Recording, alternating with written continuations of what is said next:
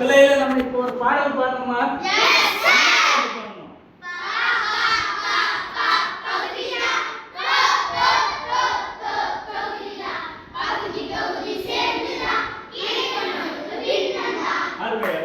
அதாவது பின்னங்கள், பின்னன்றத பாருங்க. எண்கள்ல முழு எண்கள், இயல் எண்கள், தசம எண்கள் இந்த மாதிரி எல்லாம் இருக்கு இல்லையா? அது மாதிரி பின்ன எண்கள் உண்டு. பின்னம்னா முதல்ல என்ன சார் அப்படின்னா, நம்ம ஒரு பொருளை சம பாகங்களா பங்கிட்டு அதுல இருக்கக்கூடிய ஒரு பொருளையோ இல்ல பல பொருள்களையோ துண்டுகளையோ எடுப்பது தான் பின்னம். சரியா? இந்த பின்ன எண்கள் எழுதும்போது நாம முழு எண்களோ இல்ல இயல் எண்களோ எழுதுற மாதிரி எழுத முடியாது. ஏன்னா பின்ன எண்கள்ல பகுதியை எழுதணும், தொகுதியை எழுதணும். பகுதியை எங்க எழுதணும், தொகுதியை எங்க எழுதணும், பகுதினா என்ன, தொகுதினா என்னன்றது நமக்கு தெரியும். பகுதி என்பது ஒரு பொருளின் சம பாகங்களாக வெட்டப்பட்ட மொத்த பொருளின் எண்ணிக்கை பகுதி. தொகுதி என்பது அந்த மொத்த பொருள்கள் வந்து நமக்கு தேவையானதை எடுக்க பற்றியா அதனோட எண்ணிக்கை. அப்போ பகுதி என்பது கீழே அது மேல போடுறது, தொகுதி எடுத்து மேல.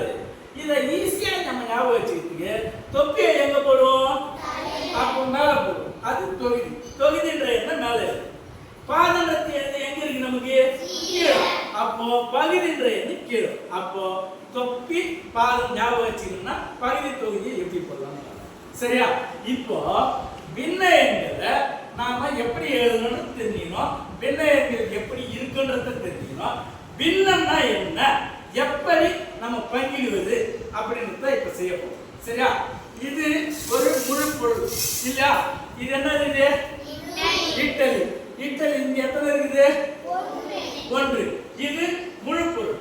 இத பின்ன எண்களா மாத்தணும்னா நாம என்ன பண்ணணும், சம பங்கீடா பங்கிடணும். சரி மணிகண்டா, இந்த இட்டலிய ரெண்டு சமபாகமா பங்கிடு பார்க்கலாம்.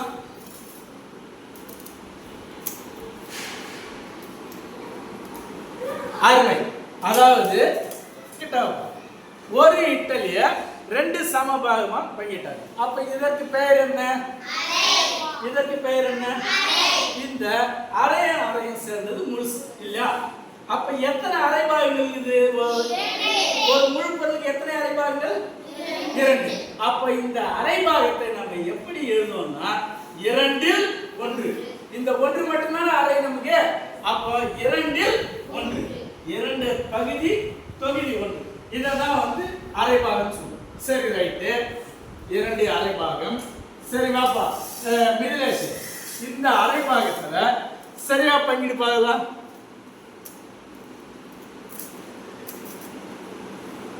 இது இப்போ இது ஒரு அரைபாகம் இருக்கா? இங்க இந்த அரைபாகத்துல எத்தனை துண்டாச்சு, இரண்டு. அப்போ இது இரண்டு, இதுல அரைபாகத்துல ரெண்டு துண்டா பார்க்கலாம். அப்போ ஒரு முழு பொருளை எத்தனை சமபாகமா பங்கிட்டோம், நான்கு. இந்த ஒரு முழு பொருளை எத்தனை சமபாகமா பங்கிட்டுக்கிறோம், நான்கு.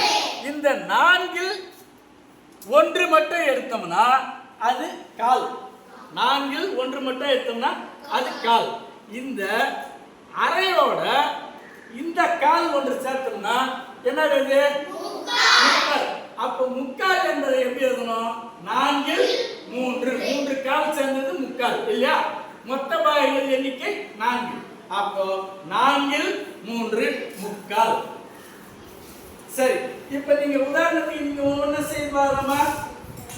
ஜாஸ்தி அங்க மொத்தம் எத்தனை பையப்பழங்கள் இருக்குது, வாய சத்தமா சொல்லுங்க. நீங்க ரெண்டு பழம் எடுத்துங்க, ரெண்டு எடுத்துங்க. இப்போ சுசித்ரா அந்த ஜாஸ்தி எடுத்த கொய்யாப்பழம் என்ன எண்ணிக்கை பின்ன என்பதை சொல்லுங்க பாருங்க. வெரி குட், நான்கில் இரண்டு. அங்க மொத்த கொய்யாப்பழங்களின் எண்ணிக்கை நான்கு, எடுத்ததின் எண்ணிக்கை இரண்டு. வச்சிருக்கோம், நான்கில் இரண்டு. சரி வாங்க சுசித்ராவா.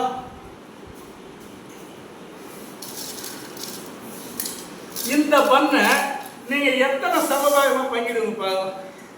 நான் முதல்ல 2 பாதி ஆகுங்க, அதை திரும்ப 2 பாதி ஆகுங்க. இந்த இந்த இந்த கால்ல இருந்து இப்படி நேரம் பண்ணுங்க. பரவாயில்ல. இதே பாதி ஆகுங்க. இப்ப மொத்தம் எத்தனை சமபாகங்களாச்சு? 8. அப்போ 8 சமபாகம். சரி வச்சுக்கலாம். நீங்க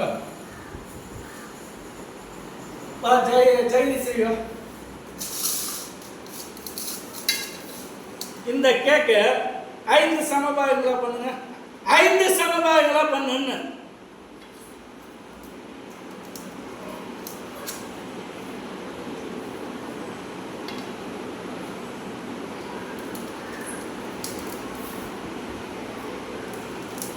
ஆறு சமபாகங்களா வச்சுட்டீங்களா?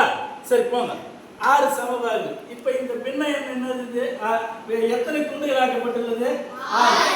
இதுல இருந்து 2 எடுங்க. நீ ஜெயலட்சுமி இதுல இருந்து 2 துண்டு எடுங்க. இப்போ மொத்த எண்ணிக்கை எத்தனைங்க? 6. Very good.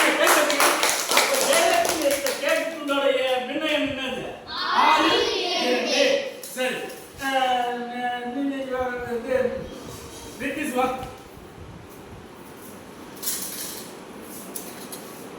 இந்த கேக்க 3 சமபாகமா கட் பண்ணுங்க பாருங்க.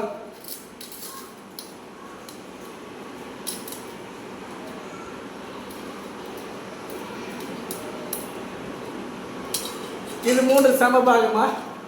இது 3 சமபாகமா? தவறு இல்லையா? 3 சமபாகம் என்பது இந்த 3 சமபாகம் என்பது 1 2 3. அதாவது சமமாக நீ 3 துண்டுகளாக்க சொல்றது, 3 சமபாகமாக. அப்போ இதுதான் சரியானது, இது தவறானது இல்லையா? சரி, அது நீங்க வாங்க. உங்களுக்கு விருப்பப்பட்ட இந்த 3 சமபாகத்தில் உங்களுக்கு தேவையானது எத்தனை அதை வரைக்கும் எடுத்துங்க. இப்ப நீங்க எடுத்த பின்ன என்ன சொல்லுங்க? சரி போங்க. சஜிதா வாங்க.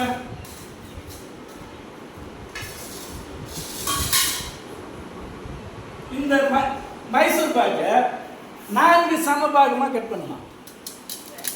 1 2 3 4 கைத்தட்டல் 4. சரி, நீ வர. உனக்கு தேவையானது வரைக்கும் எடுத்துக்க. அப்ப இந்த நீங்க அந்த மைசூர் பாக்கோட பெண்ணை என்ன சொல்லுங்க?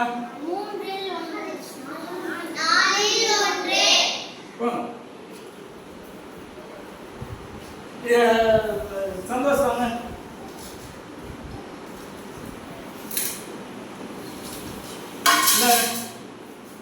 இந்த கேக்க 2 ஆகுங்க. அந்த பாதியை 2 ஆகுங்க. இந்த பாதியை 2 ஆகுங்க. இதை 2 ஆகுங்க. அதே மாதிரி எல்லாத்துலயும் 2 ஆகுங்க.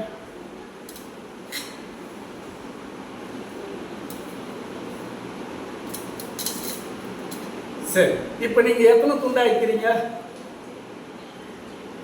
8. அப்போ ஒரு கேக்க நீங்க எத்தனை துண்டா வைக்கிறீங்க?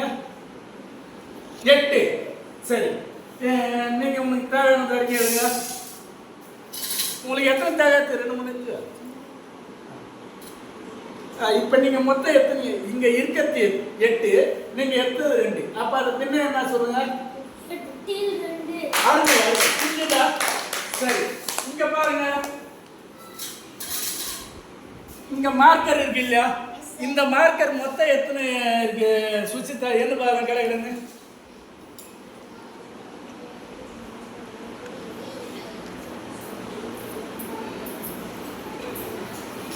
20. அந்த மார்க்கரோட மொத்த எண்ணிக்கை 20. சரி, இதுல ஜெயலட்சுமி நீலவண்ண மார்க்கர் மட்டும் எத்தனை பாருங்க? 4 5. 5. அப்ப அது அந்த நீலவண்ண மார்க்கரை மட்டும் பின்ன சொல்லுங்க பாருங்க. 20 5. Very good. இதுல 20 என்பது என்னது?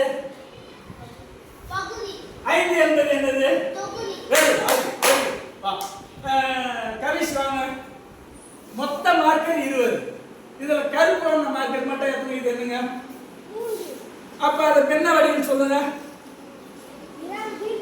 23. ஆமா வாங்க மணி வச்சோ சீரோட மஞ்சள் வண்ண மார்க்கர் மட்டும் எத்தனை சொல்லுங்க?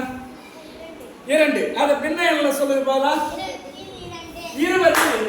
இப்போ பின்னம்னா என்ன, பகுதினா என்ன, தொகுதினா என்ன, பின்ன எண்களை எப்படி எழுதணும்னு உங்களுக்கு நல்லா புரிஞ்சுதா? பகுதி என்பது என்னது? ஒரு பொருளின் சமமாக வெட்டப்பட்ட மொத்த பாகங்கள் பகுதி. அதில் இருந்து நாம எடுக்கப்பட்டது தொகுதி. பின்ன எண்கள் புரிஞ்சுதா? இந்த பின்னங்கள்ல இன்னும் பல்வேறு பின்னங்கள் இருக்குது. பின்னங்கள்ல அதாவது தகு பின்னம், தகா பின்னம், கலப்பு பின்னம், சமான பின்னம், தசம பின்னம், இந்த மாதிரி நிறைய இருக்கு. அதை அடுத்து வரும் வகுப்புல பார்க்கலாம். இப்ப பின்னங்கள் மட்டும் உங்களுக்கு புரிஞ்சது இல்லையா? Yes, sir. Very good.